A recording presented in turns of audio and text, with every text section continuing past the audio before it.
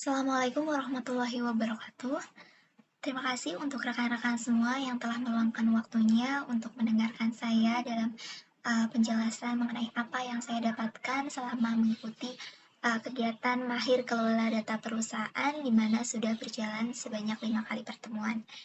Baiklah, selama mengikuti MKDP, yang pertama itu adalah pembahasan mengenai spreadsheet.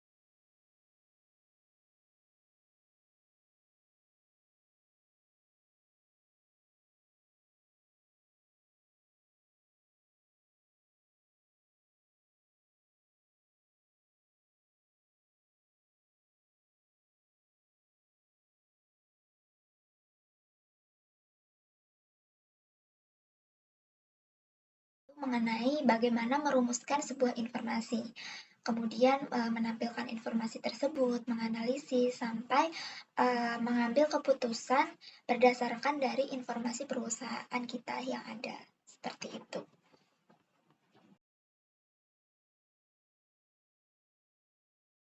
Dan di sini ada beberapa tips untuk mempermudah pekerjaan kita.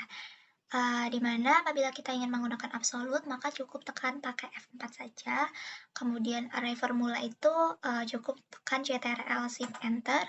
Kemudian apabila kita ingin menggunakan membuat name range itu cara cepatnya itu tinggal tekan Ctrl+C aja. Kemudian di mana kaidah dari penamaan name range itu yang pertama harus menggunakan huruf besar dan kecil, kemudian bersifat menerangkan dan selalu konsisten dalam memberikan nama. Selanjutnya apabila bahasa Indonesia formulanya menggunakan titik koma, dan apabila bahasa Inggris menggunakan koma. Nah, ini tuh maksudnya apabila teman-teman tuh menggunakan laptopnya atau Google Sheet-nya itu pengaturannya menggunakan bahasa Inggris, maka menggunakan koma dalam memasukkan formulanya. Tetapi apabila menggunakan bahasa Indonesia, settingannya menggunakan bahasa Indonesia, maka menggunakan yang titik koma. Kemudian apabila ingin memunculkan tanggal hari ini, maka tinggal tekan Ctrl plus titik koma itu untuk memunculkan tanggal hari ini. Kemudian untuk pengertian dari sum product adalah proses menjumlahkan dari sebuah perkalian.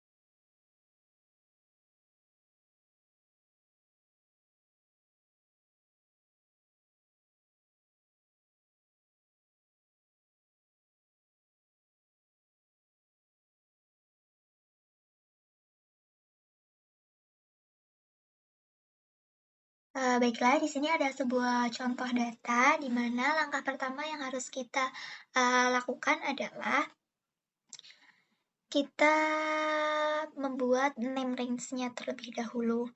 Yang pertama, kita akan memindahkan data ini ke sheet selanjutnya. Jadi kita bikin dua sheet. Sheet yang pertama adalah data aslinya dan sheet kedua adalah data perpindahan yang akan kita gunakan, kita menggunakan name range atau formulanya.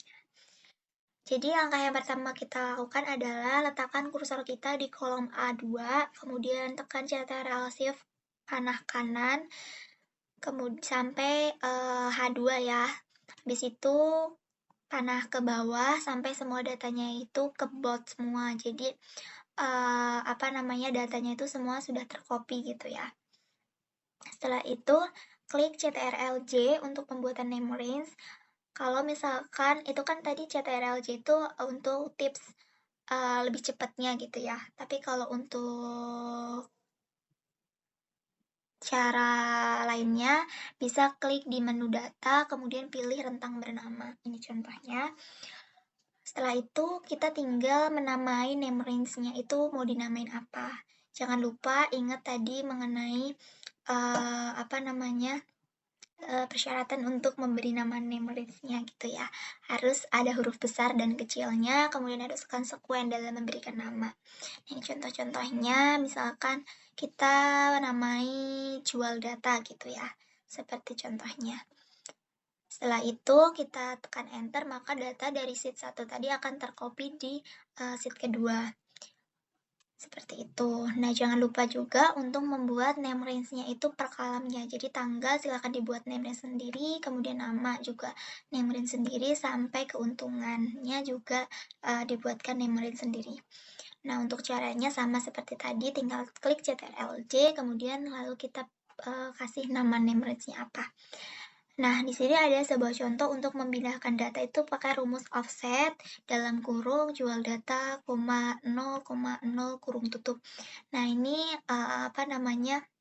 untuk memindahkan data tadi ya.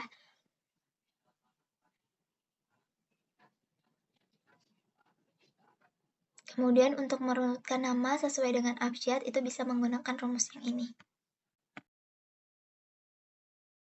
Baiklah, di sini ada sebuah contoh apabila kita hanya ingin menampilkan beberapa poin saja gitu ya. Tadi kan datanya itu ditampilkan secara keseluruhan. Nah, misalkan contoh di sini adalah yang ditampilkan hanya data dari Hamidah, di mana barangnya itu yang ditampilkan hanya kulkas dan omsetnya itu yang di atas 15 juta. Nah, cara mendapatkan data seperti ini, kita menggunakan formula seperti yang sudah ditampilkan di atas, di mana sama dengan IFNA, kemudian dalam kurung filter, dalam kurung jual data ini name range-nya ya, yang tadi kita sudah contohkan di set sebelumnya. Nah, setelah itu jual nama ini juga name range-nya sama dengan B1. B1 ini adalah Hamidah. Kemudian jual barang ini juga name range sama dengan D1. D1 adalah kulkas. Kemudian koma jual omset itu juga name range lebih dari 15 juta. Di mana di kolom F1. Nah, kenapa ini digunakan data tidak ditemukan? Karena selain data ini, maka tidak akan dimunculkan dalam data yang ini karena kita hanya ingin mencari data dari Hamidah saja dan barangnya itu berupa kulkas dengan omset di atas 15 juta. Untuk penjelasannya, rumusnya sudah ada tertera di atas.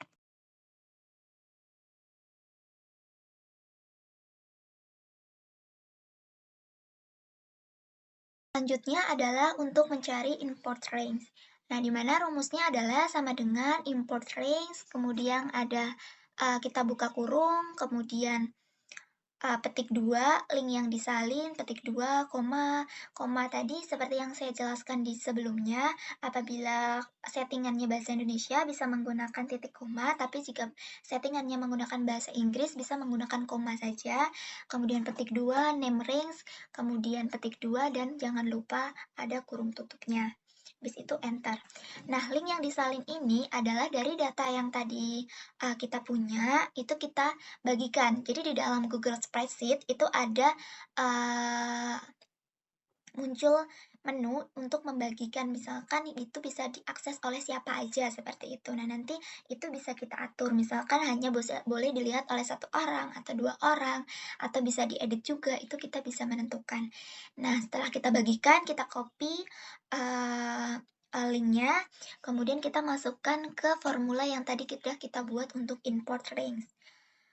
Untuk linknya itu tidak usah kita copy semua, jadi ini contohnya kita copy aja seperti ini. Kemudian jual tabel ini adalah name range yang sebelumnya ya. Nah, nanti akan muncul datanya seperti slide seperti ini.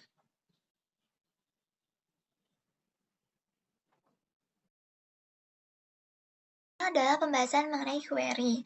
Nah, tidak jauh dengan import range tadi, jadi tinggal rumus tadi yang import range tadi kita copy paste, kita masukkan.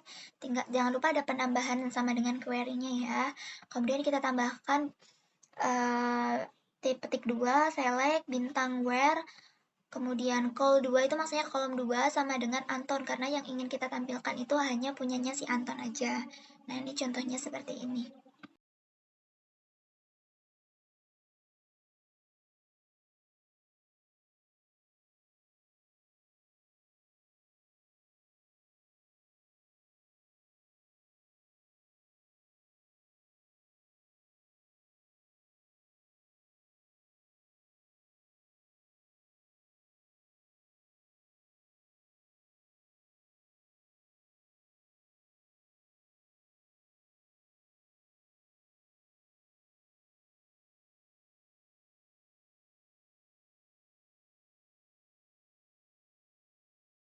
Selanjutnya ini adalah mengenai langkah-langkah membuat laporan keuangan perusahaan. Mungkin dari rekan-rekan accounting mungkin sudah familiar gitu ya dengan istilah-istilah seperti ini. Mungkin dari rekan-rekan yang lain mungkin yang belum terlalu familiar bisa kita lihat dari slide yang saya tampilkan. Yang pertama adalah menyiapkan akun terlebih dahulu, kemudian menyiapkan transaksi, membangun jurnal, menyusun neraca, menyusun laba rugi, baru menyusun arus kasnya. Dan di sini adalah contoh dari daftar akun perusahaan.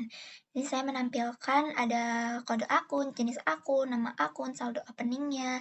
Nah, kelebihan dari spreadsheet, Google Spreadsheet, apabila kita ingin menuliskan angka gitu ya, itu kita cukup menuliskan, misalkan ini 100 juta ya, kita tinggal tulis 10 E7, langsung di enter, maka akan langsung tertulis sejumlah 100 juta.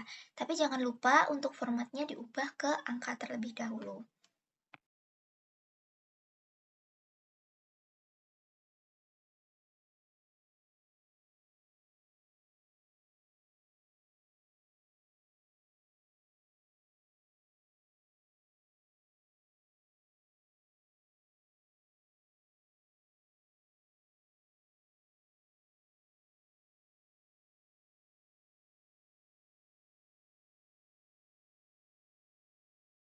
Selanjutnya, ini adalah contoh untuk daftar transaksi perusahaan, di mana ada nama transaksi, kemudian debit, kredit, jenis CF-nya, kode debit, dan juga kode kreditnya.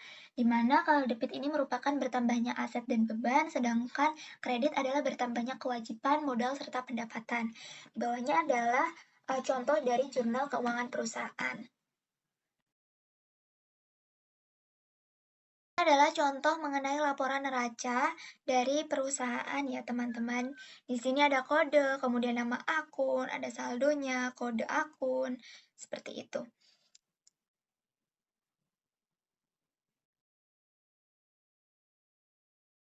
Baik, mungkin itu saja yang dapat saya sampaikan selama saya mengikuti MKDP.